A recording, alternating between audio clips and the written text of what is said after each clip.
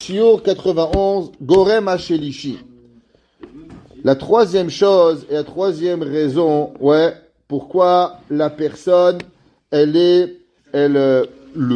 malgré qu'elle a une volonté de se rapprocher de Dieu, mais souvent, entre sa volonté et la réalité, il y a un écart qui arrive. On n'a qu'à juste prendre les gens qui sont addictés à quelque chose, aux drogues, aux cigarettes, au manger, à toute chose. Qu'est-ce qui leur arrive? Béhémet, il veut. Tu prends le gars, tu vas arrêter de fumer? Oui, il veut. Tu veux te droguer? Oui. Et tu lui fais passer un détecteur de mensonges, il est 100% vrai, il ment pas. 2 minutes plus tard, il sort et va chez la drogue. Qu'est-ce qui se passe? Béhémet, la volonté, elle est là. Seulement, au moment où il a l'impulsion de vouloir et la il n'est pas capable d'arrêter de se droguer. Donc ça veut dire que dans la vie, il y a deux choses. Il y a là ce qu'on veut et ce que l'on peut. Alors la raison qu'il demande ici, c'est comment arriver à passer ce qu'on appelle mikoar et la poal. Entre la volonté et la arrivée au but véritable de la personne. Il y a plein de gens qui veulent plein de choses. Seulement ils n'arrivent pas. Les gens, par exemple, ils ont vu leur père frapper leur mère. Moi, quand je vais être grand, je ne vais pas frapper ma femme. Il grandit, il refait exactement ce qu'il a vu. Drogué, alcoolique, battu, tout. Pourquoi? C'est pas faire autrement. Il y a une différence entre volonté et action. C'est pas pareil. Et ça, c'est toute la vie d'un homme. C'est pour ça qu'on fait cheshbon nefesh tous les jours. Ok.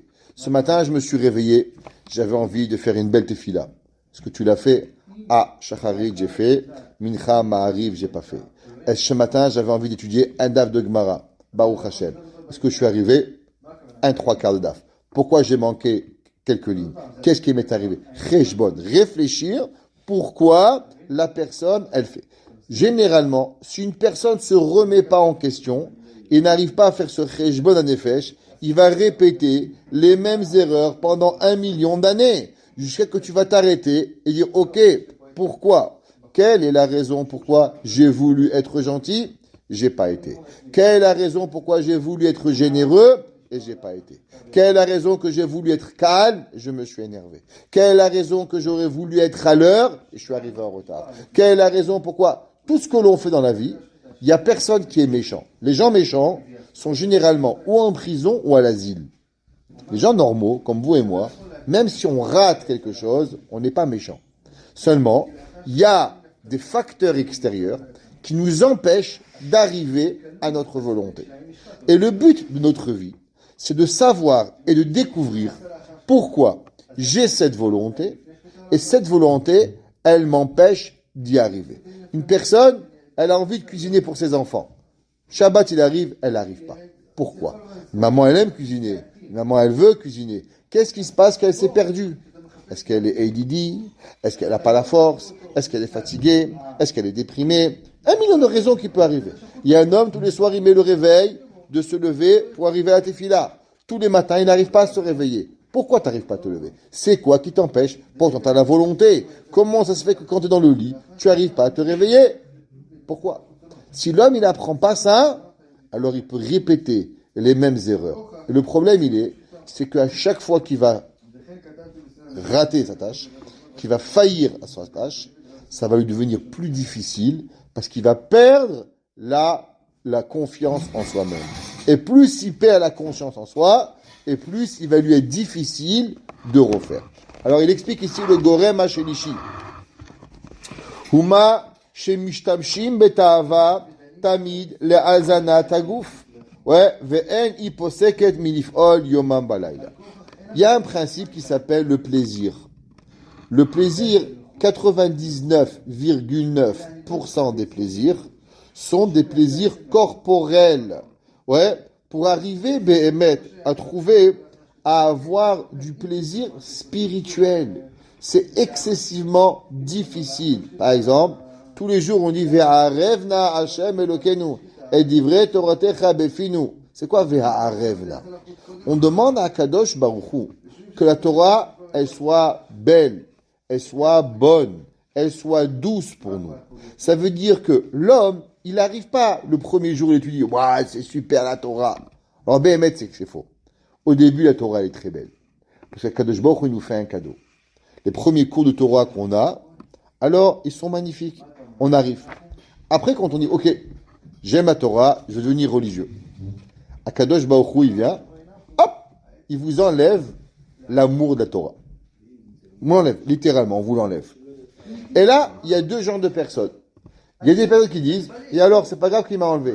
Je sais que c'est le but. Je sais que c'est la raison pourquoi j'ai été créé. Alors, je vais étudier. Et la personne étudie sans amour. Et quand Akadosh Baruch Hu, il voit que la personne, elle étudie sans amour, alors Akadosh Baruch Hu, il lui redonne. Ce qu'on appelle le cheshek.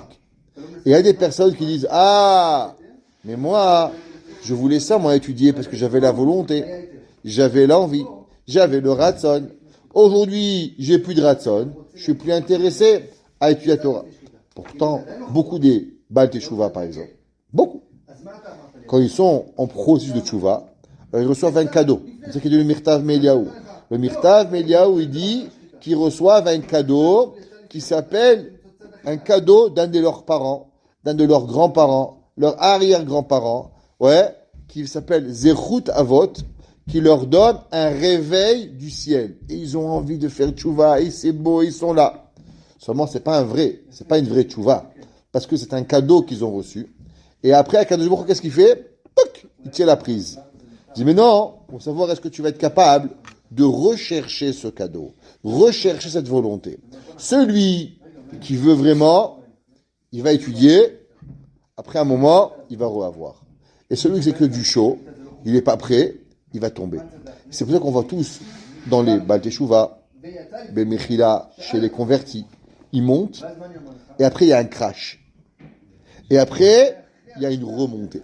Quand on tombe, si on n'est pas prêt à tomber, et on ne sait pas que c'est naturel, que tout le monde passe par là, ça peut faire très mal. Et c'est pour ça qu'il y a beaucoup des Baal Teshuvah. Ils vont à un séminaire d'Arachim, ils vont à un séminaire de là, et ils sont super contents. Ouais, la Torah, le rabbin, ouais, la Torah, le rabbin, ouais, la Torah. Et il est super chaud, il passe 3 jours avec du boost de piment à 350, il est comme ça super content, et après, paf, il tombe. Et quand il tombe, ça lui fait très mal, et il n'arrive pas toujours.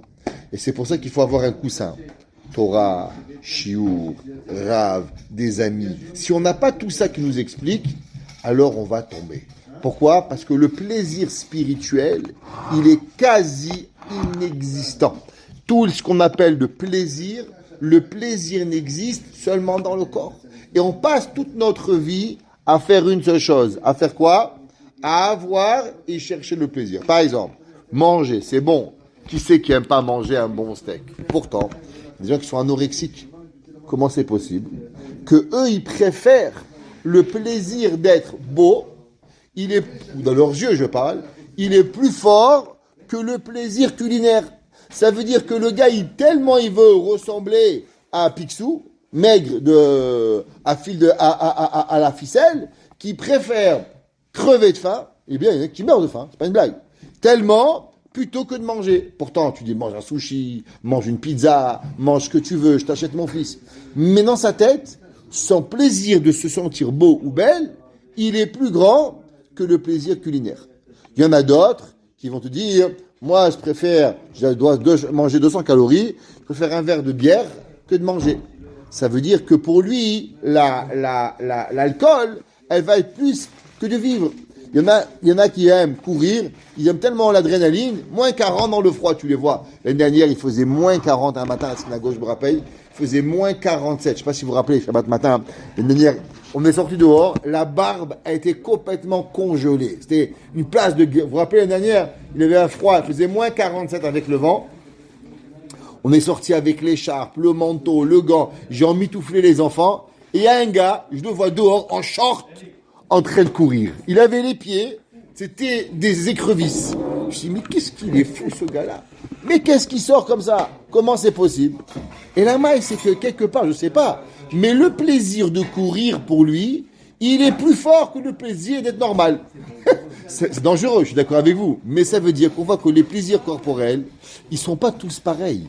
Il y a des plaisirs que certains ils ont, certains qu'ils n'ont pas. Il y a des gens qui veulent monter l'Himalaya, Ils vont risquer leur vie pour aller à l'Himalaya. Ah, tu sais qu'il y a des gens qui vont mourir, mais la gava de dire je touchais l'Himalaya, elle est plus grande que leur vie. Ça veut dire qu'il y a des gens toute leur vie, et on est tous pareils, on court derrière une tava, un costume, une chemise, une paire de lunettes, une robe, des chaussettes, des chaussures. Chaque chose de notre vie, exactement, elle est là pour pouvoir y arriver. Et on ne se rend pas compte qu'on est dirigé par nos ta'avot. C'est ça tout le monde de Edom. On sait que Edom, c'est les mêmes lettres que Moda. La mode en hébreu. Que quoi? C'est quoi? Tout à Esav, c'est le monde extérieur. Te remplir de ta'avot. Te remplir. Qu'est-ce qu'il a dit Esav? Il a dit le Mirtav Meliaou. Alit enina mina ha'adom ha'adom. Donne-moi ce rouge. C'est quoi? Ce qui est extérieur à toi. Tout ce qui était extérieur à l'homme, ça c'est Esav. On ne veut pas remplir l'intérieur, on veut remplir l'extérieur. L'homme, il passe sa vie à remplir des ta'avot. L'homme, il passe sa vie à acheter des maisons qu'il ne va jamais habiter. Il y avait un jour un homme qui a dit que les seuls qui vivent dans leur maison, les seuls, écoutez bien, ce sont les pauvres. Les riches vivent par année, je crois, 10% de leur temps dans leur maison. Pourquoi? Toutes les vacances, ils ne sont pas dans leur maison. Ils sont à Miami, ils sont en Californie, ils sont dans les îles de Maldives, je ne sais pas où ils sont. Ils ne sont pas chez eux. Tout le reste de la semaine, et dans des hôtels, en train de faire de l'argent. En Chine, au Japon, là-bas. Il y a quand est-ce qu'il est à la maison? Les gens qui ont des cuisines les plus chères, ceux qui utilisent le moins. Les gens qui ont les cuisines les moins aménagées sont les personnes qui les utilisent le plus. Un jour, moi j'ai un ami à moi, je connais, il est juif, mais il est avec une Goya. Et il avait cassé sa Goya à un moment. Baruch Hashem. Alors il m'a appelé, il m'a dit voilà, maintenant je veux. Et ben c'est vrai, après ça, il s'était marié avec une juive et tout. Il m'a dit viens à la maison. Multimillionnaire. Je suis arrivé chez lui. Alors il m'a dit on va cuisiner. Je dis mais ta cuisine n'est pas cachère. Il m'a dit ma cuisine n'a jamais été utilisée. Je dis que ça fait 5 ans que tu habites chez toi. Il m'a dit ça fait 5 ans, on n'a jamais rien fait. Il m'a dit regarde, le frigidaire, il y avait encore les plastiques. Les fourchettes, il y avait encore les plastiques qu'on enlevait. 5 ans à marier avec une Goya. Jamais mangé à la maison. Matin, midi, soir, restaurant. Il avait une cuisine qui devait coûter peut-être $200,000. Jamais utilisé. Jamais. Dans le four, il y avait encore le plastique. On a enlevé le plastique. Barbecue, jamais utilisé. Pourquoi? Parce qu'il est toujours au restaurant. Matin, il avait en bas un café, il mangeait petit déjeuner. Et à midi, il allait manger sandwich. Et le soir, tous les restaurants de Montréal, il faisait. Il allait. L'homme, il est là. Et l'homme, il réfléchit pas. Bon, Hachem, il s'est marié avec une juive. Elle avait des enfants, elle cuisinait. Il me dit, mais c'est notre vie. C'est à notre vie, la vie juive. La vie pas religieuse, mais normale. On mange Shabbat à la maison. Malheureusement, avec une Goya, rien. Manger jamais à la maison. 2 repas familiales par an, Noël et le jour de l'an. Tout le reste, restaurant. N'est-ce pas? Ok? Ça, c'est l'homme, il doit savoir, qui court vers le plaisir. C'est ce qu'il dit ici. Tamid le hazanat agouf. L'homme, il dit le chovot alevavot.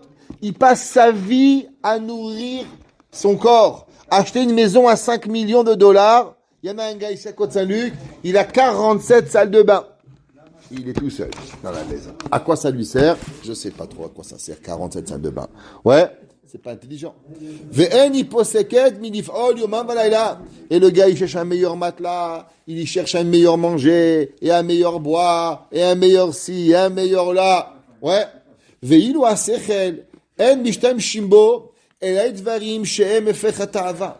Quand l'homme y réfléchit, alors il veut plus des envies.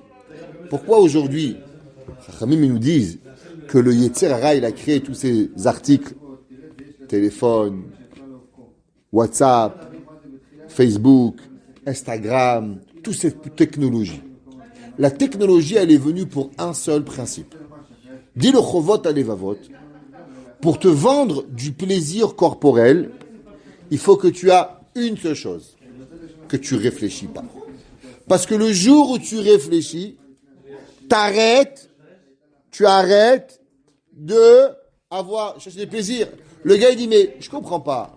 Chez moi et ma femme, on est tout seul. Pourquoi je vais acheter une maison de 250 000 pieds carrés? À quoi ça sert?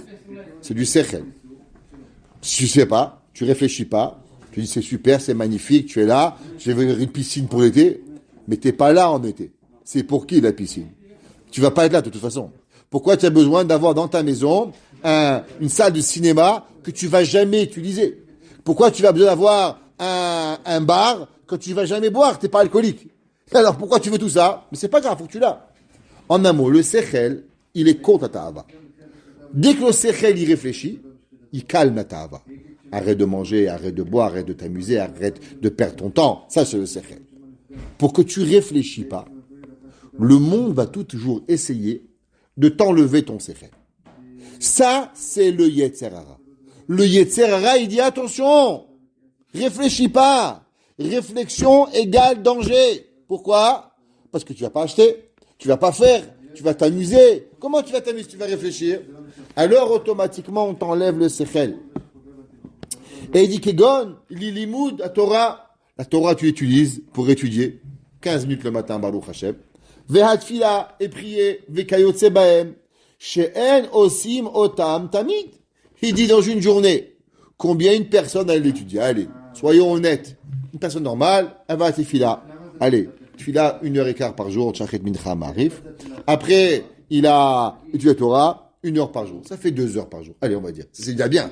2 heures par jour pour Dieu. Sur combien? Sur 24 heures. Sur 24 heures, c'est même pas 10%. Et le reste de ta vie, qu'est-ce que tu fais?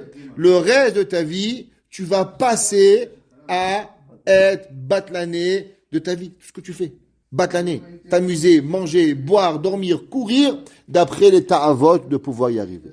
C'est marqué dans les livres de Torah. Si un homme, il passe 5 ans de sa vie sur 70 ans à servir Hachem, c'est beaucoup. 5 ans complets. 24 heures sur 24. Ouais, tu regardes, c'est énorme. Prends 2 heures par jour. Ouais, fais 2 heures. Prends un calcul. 2 heures, tu donnes à Kadosh Baruch Hu. Tu prends 2 heures. Et ces 2 heures-là, tu les multiplies par 7. Ouais, c'est par semaine. Alors tu fais 2 multiplié par 7 égale 14 par semaine. 14, tu vas le multiplier par 52 semaines égale 728. Tu vas diviser cela par 24, ça te donnait 30 jours. Ça veut dire que par an, tu étudies 1 mois. Ta vie juive, en vérité, allez, chez un juif normal, si tu fais ça tous les jours, ça veut dire que c'est 30 jours par an. Ça veut dire que quand tu vas faire 1 mois, donc tu vas vivre combien? 70 ans, ouais, 50 ans de ta vie que tu es là, ça va te faire combien? 50 mois. 50 mois, c'est combien? C'est 50 années. Le reste, tu as perdu. Le reste, t'imagines, c'est un peu plus que 4 ans de ta vie. Allez, on va être gentil, on va mettre Kippour, on va mettre Soukot, on va mettre... Tu vas arriver à 5 ans. 5 ans de ta vie sur 70 ans de vie. C'est pas grand-chose. Et c'est pour ça que si l'homme, il sait pas que toute ta vie, tu cours derrière la ta'ava, tu vas jamais réfléchir à ça. Est-ce qu'un gars, il s'est réfléchi, il dit, ok, j'ai Goufoun Shama. Je vais me rappeler toujours cette histoire, elle m'a marqué. J'avais un cousin, je la ramène toujours. Il est un peu bête, le pauvre. On peut pas toujours avoir des cousins intelligents. Comme il disait Renaud, on choisit ses amis, mais rarement sa famille. Ok? Alors, un jour, il est venu, il m'a demandé, est-ce que tu peux m'amener voir le Admour de Skolen? J'ai dit, ok, viens, je t'amène voir l'Admour de Skolen. Alors, on est parti voir le Admour de Skolen. Skolen, c'était un tzaddik. Kadosh Vetaor. Alors, on arrive là-bas devant, et il lui demandait, à l'époque, je pense pas qu'il était marié. Alors, il demande, tu es marié? Il dit, non, il me Alors, il demande, tu étudies? Il dit, oui, 2 fois par semaine. Alors, le rabbi dit, alors tu manges 2 fois par semaine? Alors, lui, il comprend pas. Alors, il dit, non, je mange tous les jours, rabbi. Il dit, non, tu étudies 2 fois par semaine, alors tu manges 2 fois par semaine. En un mot, le rabbi, il voulait lui allumer, il dit, comment un bachour qui est pas marié, qui a pas d'enfant, qui a rien, pourquoi tu n'as pas étudié tous les jours de ta vie? Qu'est-ce que tu as à faire? Tu sais, marier les enfants, ok, on trouve une excuse, mais t'as rien à faire. Va étudier tous les jours. En un mot, il voulait lui dire, il faut un équilibre dans la vie. On mange tous les jours, mais étudier tous les jours. On mange 2 fois par jour, on étudie 2 fois par semaine. Alors on doit manger 2 fois par semaine, il faut équilibrer. Et là, il lui dit, alors tu étudies 2 fois, tu manges 2 fois par jour. Il dit, non, rabbi, je mange tous les jours. Alors à la fin, le rabbi, il fait, explique-lui. Il dit, mais qu'est-ce qu'il veut chez moi? Tu regardes dans la vie, il faut un équilibre. On peut pas manger 3 repas par jour et étudier que 2 fois par semaine. Il faut équilibrer sa vie. L'homme, il doit être Baal Sechel. Ça, c'est comment l'homme. Et ça, c'est une réflexion qui dit le Chovot et les Vavot, que si on n'arrête pas une seconde dans notre vie, alors on ne peut pas y arriver. Et c'est pour ça que la guerre du Yetzer Hara, elle est sur le Sechel. Pour nous demander d'arrêter de réfléchir. Parce que si on réfléchit, on n'y arrive pas. V'yadouaou, ki evre agouf, ka'ashem ishtamshim bahem tamid, el mosifim leishtaper. Il dit, c'est pas compliqué. Il dit, prenez un exemple. Un gars, il joue au tennis. Toi, tu joues au tennis, tu mets une balle, allez, 20 km à l'heure. Je sais pas si on serait capable, mais en tout cas, 20 à l'heure. Prends un tennisman. Combien il met aussi? J'ai vu un jour, on m'a dit qu'un tennisman, il peut taper la balle 200 à l'heure. Mais comment un homme, il peut taper une balle à 200 à l'heure? Comment un homme, il est capable de viser? Ouais, les Olympiques, ils ont l'arche, les archers, ou bien les fusils. Le gars, il tire à 1000 mètres, il met une bille, il la tire. Comment c'est possible? Je dis, c'est pas compliqué. Au début, tu tires à côté, et tu vas te perfectionner, jusqu'à ce que tu vas arriver à la perfection. Donc, le muscle de l'homme, plus tu le fais, plus tu fais. Par mes enfants, qu'est-ce qu'ils passent toute leur vie à l'école? D'écrire. Pourquoi on les fait écrire?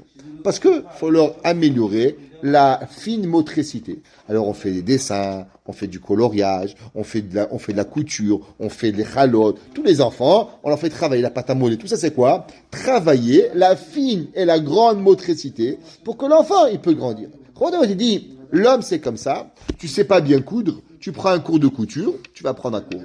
Tu sais pas bien cuisiner, tu vas apprendre un cours de cuisine chez ta mère ou ta belle-mère, tu vas devenir. Le muscle de l'homme, plus tu le fais, et plus il devient meilleur. Un homme, il sait pas taper à l'ordinateur, il connaît rien, donne-lui un clavier, fais-lui des cours, tu mets les doigts comme ça, tac, tac, tac, tac, tac. Ou s'il n'est pas très bête, en 2-3 heures, il apprend à taper. Au bout de 2 semaines, il tape sans même regarder. Un jour, j'étais dans une réunion, il y avait une secrétaire, elle pouvait taper chaque mot, ouais, incroyable, pas comme de milliers de mots à la minute.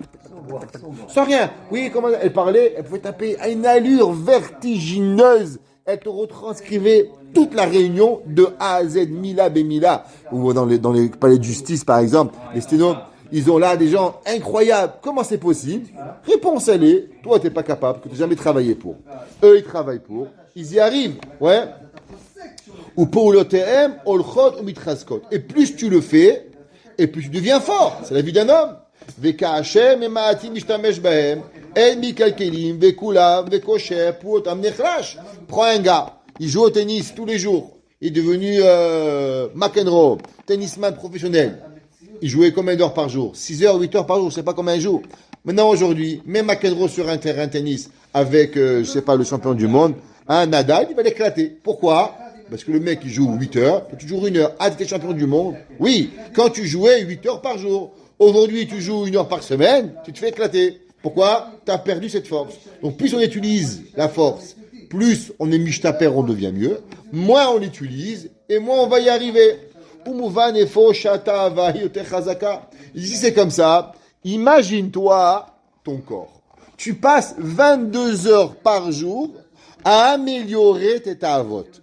À manger mieux, à boire mieux, à faire mieux, à profiter mieux, à kiffer mieux. Toute ta vie, tu kiffes. Quand tu es petit, tu bois du lait. Après, tu manges des carottes. Après, tu manges la purée de petits pois qui est pas bon. Après, tu manges du couscous. Après, tu manges du steak. Après, tu manges du poulet. Après, tu veux du sushi. Après, tu veux du sushi au steak. Après, tu veux la pizza à la viande. Et on invente. Et plus tu avances, tu manges, et tu manges, et tu manges, et tu manges. C'est magnifique. Et tes vacances, quand tu es petit, tu vas au parc. Tu es super content. Papa, on va aller au parc. Ouais, merci papa. Tu es super content d'aller au parc. Après, tu grandis, tu fais plus de parc. C'est plus intéressant. Tu vas aller à la montagne. Après la montagne, tu vas à la plage. Après la plage, tu vas faire de l'avion, de l'hydravion, de l'hélicoptère. T'arrêtes pas. Et après, tu dis, ouais, mais pourquoi je suis toujours tiré vers les ta'avot? Ben, c'est pas compliqué. Ça fait 30 ans que tu travailles à tes ta'avot, à 22 heures par jour. Ta Torah, t'es pas aussi fort. Donc il y a une guerre réelle, il faut en être conscient que notre premier réflexe, il est quoi? Notre premier réflexe, il est la ta'ava goufanit. On est un expert en ta'ava et on n'est pas un expert en Torah. Pourquoi? Parce qu'on n'étudie pas la Torah 20 heures par jour. Alors on n'étudie pas 20 heures par jour. On ne peut pas être égal d'étudier la Torah au ta'avot. Même si on ne cherche pas à être à voter, on a besoin de survie. Donc on a Oui. besoin de travailler. Exact, c'est pour ça. Exactement, c'est ce qu'il dit. Il dit, il en reste, c'est que le corps, il est réel. Tu as besoin de manger, tu as besoin de dormir, tu as besoin de boire, tu as besoin de te couvrir. Mais c'est pas grave. Tout ça fait des plaisirs au corps. Ça en reste que ta neshama, si tu t'arrêtes pas à y réfléchir et à faire un effort à cela, on se perd.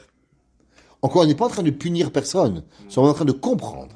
C'est pas grave de savoir quand une compagnie, elle va pas. Qu'est-ce qu'ils font? Première chose, ils amènent une autre compagnie qui leur amène où est le déficit. Qu'est-ce qui va pas? C'est les employés, c'est le matériel, c'est la secrétaire. Et ils vont analyser toute la compagnie. C'est quoi les forces? C'est quoi les faiblesses? C'est quoi que tu vends? C'est qui tes acheteurs? C'est qui tes vendeurs? Qu'est-ce qui arrive? Faire une analyse pour que ta compagnie, elle part pas en faillite. Trop d'employés, pas assez d'employés, les mauvaises personnes au mauvais endroit. C'est pas grave, il y a plein de solutions qui peuvent être données. Mais une chose qui est sûre, c'est que quand tu es en faillite, quand tu es en déficit, faut arrêter. Faut arrêter de saigner. Pareil. On vient dans un corps. Qu'est-ce qui m'arrive? Mon but, c'est d'arriver au Lamaba. Ça, c'est mon but. J'étais créé pour faire des mitzvot, pour être Nehene Miziva Shechina. Profiter de la présence divine. Ça, c'est le but de ma création. Un beau jour, il faut me dire, qu'est-ce qui arrive? Je suis en déficit, je suis pas en crédit là. Pourquoi? Je suis pas dans le chemin pour arriver au Lamaba. Alors tu dis, ouais, j'ai mal aux pieds, ouais, j'ai mal. Tout ce que tu veux. Mais à la fin, où t'en es? À la fin, ta compagnie est en faillite. Qu'est-ce qui t'arrive? Tu pourrais rien faire et vivre ta vie. Et à 100 ans, oh, j'ai raté ma vie. Ou bien s'arrêter et dire, ok, maintenant qu'est-ce que je dois faire? Ça c'est mon corps, c'est ma neshama. Combien j'investis à un, combien j'investis à l'autre? Ah, on va arriver.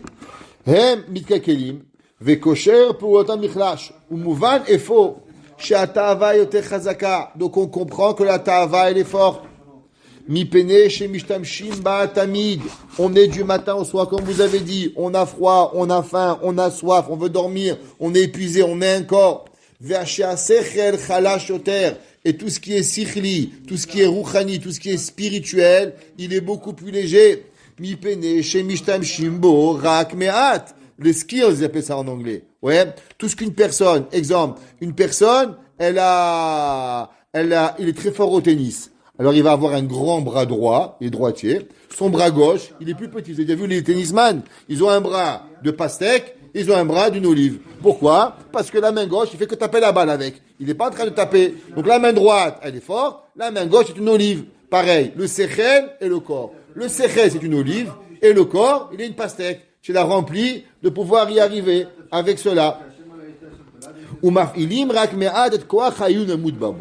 Et l'homme, ouais, il utilise seulement très très peu, même le sechel qu'il a de pouvoir. On sait que la matière grise, les gens qui utilisent la matière grise, qu'est-ce qu'ils font? On utilise, je crois, 10% de notre cerveau. Tout le reste, on n'utilise pas. C'est pas intéressant. On fait rien avec. Elle n'est pas arrivée à sa maximum de capacité de pouvoir étudier. On sait aujourd'hui, par exemple, ils disent que c'est quoi la guerre à toutes les maladies que les vieux ils ont, les maladies mentales les pauvres, la dépression, l'Alzheimer, toutes ces maladies qui sont psychologiques malheureusement que les gens ils ont. Première chose, de continuer à apprendre tous les jours. Ça veut dire que l'homme qui arrête d'apprendre, l'homme qui arrête de lire, l'homme qui devient un néophile, à passer son temps à voir des films, l'homme qui a passé son temps à faire des bêtises, il est 10 fois plus apte à devenir Alzheimer qu'un homme qui étudie. Regardez Baruch Hashem à Torah, Rav Eliashiv, Rav Kaiman, Rav Kanevski, 92 ans, leur cerveau, yachar, droit, incroyable. Pourquoi? Parce qu'ils n'arrêtent pas d'étudier. Leur cerveau, il continue. On le sait ça. Même les Goïm, les Havdil, tous les chercheurs qui travaillent et qui ont donné leur vie à la science, à l'étude, ils ont beaucoup moins de chances d'être Alzheimer que des gens qui n'ont pas. Pourquoi? Parce qu'ils continuent à apprendre. Ça veut dire que le corps, c'est un, comment on appelle ça? C'est un muscle. Et tu as deux choix. Ou tu travailles le muscle corporel, ou le muscle spirituel. Et c'est pour ça que l'homme, il doit avoir la Torah. Parce que si tu n'as pas la Torah, qui est explosif, ce qu'on appelle des bombes atomiques, C'est quoi la bombe atomique? C'est quoi le principe d'avoir une bombe atomique? C'est la peur de la dissuasion. Que la dissuasion, elle fait peur à l'autre. Pourquoi les Japonais, ouais, ils ont arrêté la guerre. Ben, quand ils ont remis une bombe sur Hiroshima, ils ont vu qu'il y a eu 1,5 million de morts. Ils ont dit, attention, on en a encore 15 comme ça. Ils ont dit, bon, à ce prix-là, un avion, il fait 1,5 million de morts. Alors la deuxième, elle va tuer 5 millions de personnes. La force de la dissuasion. Et il dit, c'est quoi la force de la dissuasion? C'est quoi? Torah. Baratilo Yetzerara, Baratilo Torah Tevalim. Ça veut dire que l'homme qui étudie pas, l'homme qui apprend pas un Rashba, qui apprend pas un Rabbi Akiba Eger, qui apprend pas un Khatam Sofer, qui apprend pas un Shulchan Aruch, qui se casse la tête, Gemara, Rashi, Tosfot, pourquoi, comment, parce que t'es là, tu comprends pas. Mais en vérité, tout ça, c'est quoi? Ça réveille ton sechel haenoshi. Asher la sagata hamitit, lo mishtamshim bemeuma beachad me'aver agu vetavota bemiyom miot. Et là, sechel ataor. Toute la Torah, qu'est-ce que tu fais? Tu n'utilises pas ta main, tu n'utilises pas ton bras, tu n'utilises pas tes pieds. Qu'est-ce que tu utilises? Que ton sechel. Ton sechel à 100%. Chez lo shaltabo hitgabru tata'ava. Il n'y a rien qui peut rentrer dans le sechel de l'homme. Que quoi? Que la Torah. Va aider iyun à sechel. Et pourquoi l'homme, il doit être me'ayen? Pourquoi on ne peut pas juste lire la Torah? Ça, pourquoi c'est compliqué? Je me demande, rabbin, pourquoi vous compliquez la Torah? Pourquoi vous n'avez pas fait des livres? Ah là, Rabbi Shimon, il est mangé, il a bu, il a vécu. Pourquoi cette Torah elle est compliquée? La réponse, elle est, parce que si tu n'utilises pas ton intellect avec l'approfondissement, eh ben, tu vas jamais pouvoir combattre le Yetzer Hara. Le Yetzer Hara ne peut être combattu qu'à travers l'étude de la Torah, Be'iyun, avec approfondissement. Être là, question, réponse, comprendre. Il y a des rabbinim qui pouvaient rester. On raconte que le Rav Shach, un jour, il a rencontré le Stipler. Et le Stipler, il a demandé au Rav Shach, alors, qu'est-ce que vous allez étudier? Il a dit, Rabbi, chaque année, je prends 1 mois pour répondre à cette question. Telle question. Il a dit, pourquoi? Il a dit, j'ai posé cette question, ça fait 30 ans. Et depuis 30 ans, je n'ai pas trouvé une réponse. Et chaque année, pendant les vacances, je prends mon temps pour réfléchir à cette question. Vous imaginez le Rav Shach, prenait 1 mois pour répondre à une question depuis 30 ans. Vous savez que le gars, il a fait déjà 2 ans et demi d'études sur une question. On n'est pas payé à la réponse. Le Rav Shach, on lui posait une question, il pouvait être debout sur une chaise, debout devant son Stender, toute la nuit. Le Rav Obadia Yosef, des fois, il se mettait devant un livre, toute la nuit, sans bouger, en approfondissant le livre. On raconte qu'il y avait un jour, le Rav Obadia Yosef, un vendredi soir, et dit à sa femme, je suis très, très, très fatigué. S'il te plaît, viens, on finit vite le repas, je vais aller m'endormir, je ne tiens pas sur mes pieds.